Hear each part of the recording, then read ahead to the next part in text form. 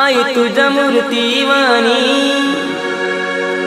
या जगात मूर्ती नाही। अनमोल जन्म दिला गाई तुझे उपकार फिटणार नाही। अनमोल जन्म दिला गाई तुझे उपकार फिटणार नाही।